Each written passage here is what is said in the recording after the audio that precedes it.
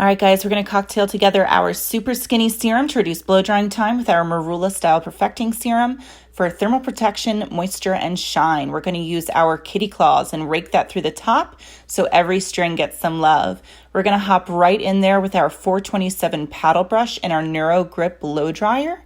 I like to start where it matters most, so I'm going to start with the hairline and the top of my head.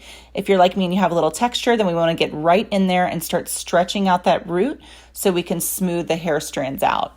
I like using the paddle brush instead of just my fingers because I'm able to lift up more hair than I could with my hands and really get that air through the hair. So this helps reduce your blow drying time.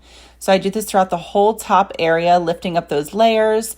Getting at least 85% of the water out is my goal before I pick up a round brush. I'm going to flip my head over. Not as glamorous as the salon blowout, but very much reality in our lives, and it works great at home. So we're going to flip that over, stretch everything out, and then I'm going to use that paddle brush, working the blow dryer right behind it to start reducing the water and smoothing hair out through my layers and ends.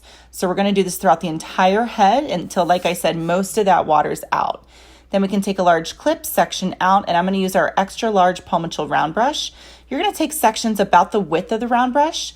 I like using this brush because it has little corkscrew bristles, which help create more tension so you get a little more smoothness, detangling, and polish out of your blowout with less time. So I'm just going to work through, really focusing, getting those ends nice and polished, and we're going to do this throughout the entire head.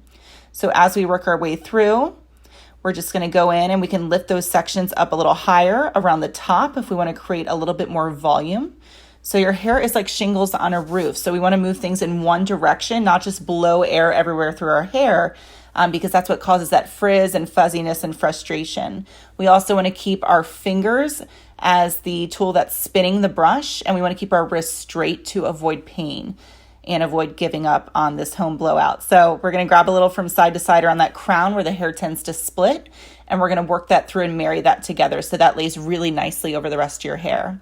Once you've done the top and sides, we want to grab that back. So we're just going to clip that up, and you just kind of go in blindly and just smooth everything out. It should already be mostly dry, so this is just simply polishing with your round brush. We are just accentuating and finalizing the shape of your blowout. Working through that crown, and then you can go in and kind of detail your fringe and any areas around the hairline that you just need to stretch some things out. At this time, if you want to flip some layers out and kind of detail it, you can. And then after this, I'm going to go do my makeup. When I come back, I'm just going to go through and brush everything out. And then I'm going to grab my teasing brush. So I like to use this to back comb through areas that tend to separate. So like fringe, those side pieces, and I'm using my extra body finishing spray just to lightly secure everything together. I hope this helps.